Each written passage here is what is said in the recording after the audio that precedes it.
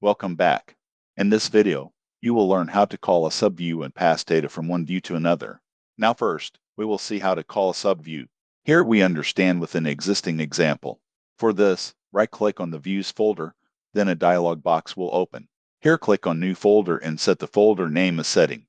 After that, move the userprofile.blade.php view file inside the setting folder. If it asks for permission to move, click Move. After that, go to routesweb.php file. You can see that in the route, we are calling user profile from the root views folder, but when we move the cursor on that view address, it shows view not found because we moved the user profile inside the setting folder. So to solve this, we add the folder name setting before the user profile view name, then add a dot between them. Now you can see it shows user profile view preview and also displays its address. So, to call a view from a subfolder, we add the folder name, then a dot sign, and after that the file name. Now we go to browser and here refresh browser, then see it show the same result from subviews.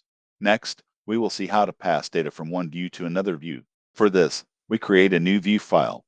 So right-click on the Views folder, then click on the New option from the dialog box. After that, write the view name as programminglist.blade.php.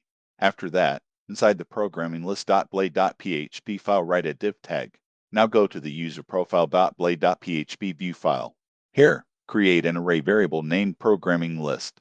Then add three values inside the array. The first is PHP, the second is Python, and the third is JavaScript. After that, go to the programming list view page and here you can write a foreach loop.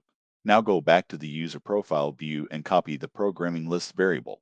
Then go to the programming list view and replace the variable name with collection and replace the item variable with PL. After that, inside the loop write a list tag and echo the PL variable. But still, this data will not display because there is no connection between the user profile view and the programming list view.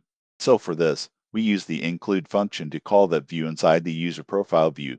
Here, write the include function below the user email section and inside the include write programming list. Now save it, then go to the browser and refresh the page. You can see it now shows the programming languages inside the user profile page. Now let's understand how this logic works. First, we declare the variable inside the user profile view PHP block. After that, we call the include function and write the programming list view name inside it. Because of this, the programming list view becomes part of the user profile view.